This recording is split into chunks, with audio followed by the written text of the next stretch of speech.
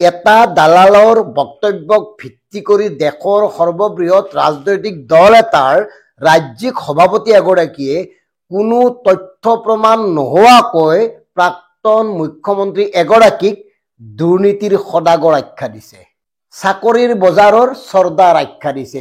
কিমান তললৈ নামিছে আমাৰ দেশৰ ৰাজনীতি ভাবক। বিজেপিৰ ৰাজ্যিক সভাপতি দিলীপ শইকীয়া ডাঙৰীয়াই প্ৰয়াত মুখ্যমন্ত্ৰী তৰুণ গগৈ ডাঙৰীয়াক দুৰ্নীতিৰ সদাগৰ আখ্যা দিয়া কথাটোক লৈ কোনে কি কৈছে ডাঙৰ কথা নহয়, কিন্তু ডাঙৰ কথাটো হ'ল এগৰাকী প্ৰয়াত মুখ্যমন্ত্ৰীৰ বিৰুদ্ধে কোনো তথ্য প্ৰমাণ নোহোৱাকৈ এনেকে মন্তব্য দিয়াটো। এই যে মৃগেন শইকীয়া, ইয়াৰ দালাল, মস্ত দালাল আছিল, ৰাকেশ পালৰ সমানে জগৰীয়া। ৰাকেশ পালৰ অনুমোদিত দালাল মৃগেন শইকীয়াক ৰাকেশ পালৰ লগত যোগাযোগ কৰি দিছিল বৰ্তমান চৰকাৰত থকা এগৰাকী মন্ত্ৰীয়ে। আৰু মন কৰিব, এই যে বিপ্লৱ শৰ্মাৰ প্ৰতিবেদন, সেই প্ৰতিবেদনৰ মূল পৰামৰ্শটো আছিল 2013 চনৰ সকলোবোৰ নিযুক্তি প্ৰক্ৰিয়া বাতিল কৰা। কাৰণ 2013ত যে চূড়ান্ত বিশৃংখল 2 নম্বৰী হৈছিল, এইটো প্ৰমাণ হৈ গৈছে। তাৰপিছত APSCৰ 2014ৰ পৰীক্ষাটোক লৈও পুনৰীক্ষণৰ পৰামৰ্শ জনাইছিল, কিন্তু সেই পৰামৰ্শবোৰ ক'ত থাকিল? সেইবোৰ তল পৰি থাকিল। এতিয়া সকলোতে কেৱল এজন 2 নম্বৰী দালালে কোৱা কথাক লৈ ৰাজ্য তলপাৰ। আৰু এই বক্তব্যৰ আধাৰক কেন্দ্ৰ কৰি শাসক পক্ষৰ একাংশই এনেধৰণে নিকৃষ্ট ৰাজনীতি কৰিছে, ঘৃণা জন্মিছে। নিজেই চিন্তা কৰক, পশু চিকিৎসা বিভাগৰ বিষয়া মৃগেন শইকীয়াই ৰাকেশ পালৰ হৈ কাম কৰিছিল। ৰাকেশ পাল ডিব্ৰুগড়ত এৰেষ্ট হোৱাৰ পিছত তেওঁ পলায়ন কৰিছিল। তেওঁক 4 বছৰ আৰক্ষীয়ে ধৰিব পৰা নাছিল। মন কৰিব, 4 বছৰ আৰক্ষীয়ে কোনো সূত্ৰ উলিয়াব পৰা নাছিল, আৰু তেওঁ অজ্ঞাত স্থানৰ পৰা সেই সময়ৰ এগৰাকী শীৰ্ষ আৰক্ষীৰ বিষয়াৰ জৰিয়তে ৰাজসাক্ষী হোৱাৰ কথাটো অৱগত কৰিছিল। আৰু ৰাজসাক্ষী হোৱাৰ চৰ্তত মহামান্য উচ্চ ন্যায়ালয়ে তেওঁৰ জামিন মঞ্জুৰ কৰিছিল।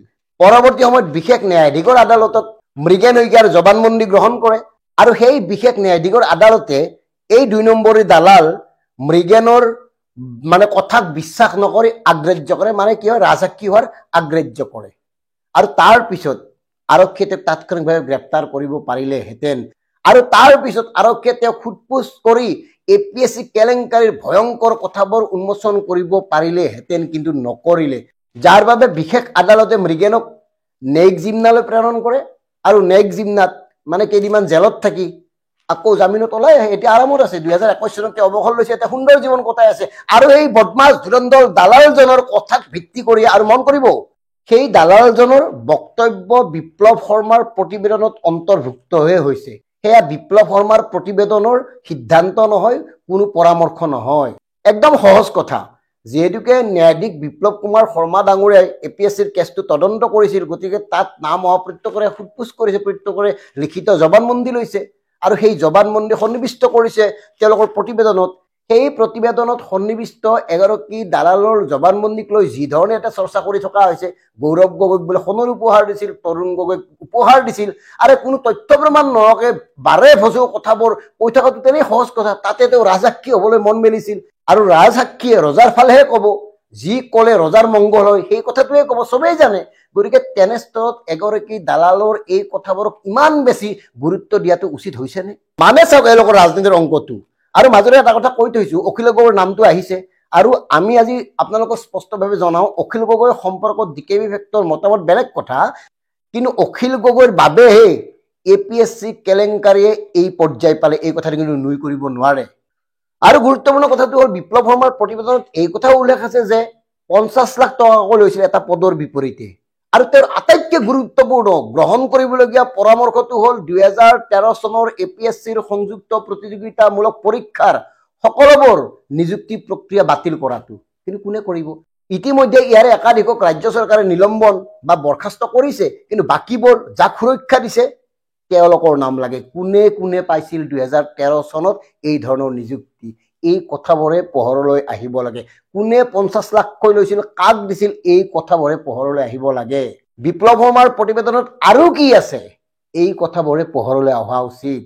মাত্ৰ কেইটামান পৃষ্ঠা মুকলি কৰি দি উদ্দেশ্য প্ৰণোদিতভাৱে ৰাজনৈতিক স্বাৰ্থ সিদ্ধিৰ বাবে একাংশ লোকক টাৰ্গেট কৰি লোৱা কথাটো অসমৰ সাধাৰণ জনতাই বুজি উঠিছে। গৌৰৱ গগৈৰ উত্থানৰ প্ৰতি শংকিত হৈ ভাৰতীয় জনতা পাৰ্টিয়ে যে এতিয়া তৰুণ গগৈকো টানি আনিছে এই বিষয়টোক ইয়াত কোনো সন্দেহ নাই কাৰণ 2023 চনত এই ভাৰতীয় জনতা পাৰ্টিয়ে তৰুণ গগৈ ডাঙৰীয়াক পদ্ম বিভূষণ সন্মান প্ৰদান কৰিছিল অথচ আজি ৰাজ্যিক সভাপতিগৰাকীয়ে প্ৰয়াত মুখ্যমন্ত্ৰী ডাঙৰীয়াক দুৰ্নীতিৰ সদাগৰ আখ্যা দিছে চাওক কিমান লাজ লগা কথা কিমান দুৰ্ভাগ্যজনক কথা বিধানসভাত 4 বছৰ পিছত বিপ্লৱ শৰ্মাৰ প্ৰতিবেদন উত্থাপন কৰি যি ধৰণে আপোনালোকে ৰাজনৈতিক গেম এটা খেলিব খুজিছে সেয়া কিন্তু অসমৰ সাধাৰণ জনতাই বুজি উঠিছে যদি সাহস আছে সকলোবোৰ ৰাজহুৱা কৰক আৰু কাৰ কাৰ নাম আছে কোন আছে 2013 চনত কোনে কোনে নিযুক্তি পাইছিল সেই কথাবোৰ আকৌ উল্লেখ কৰক কোনে এতিয়ালৈকে চাকৰি কৰি আছে তাৰ তালিকাখনো দাঙি ধৰক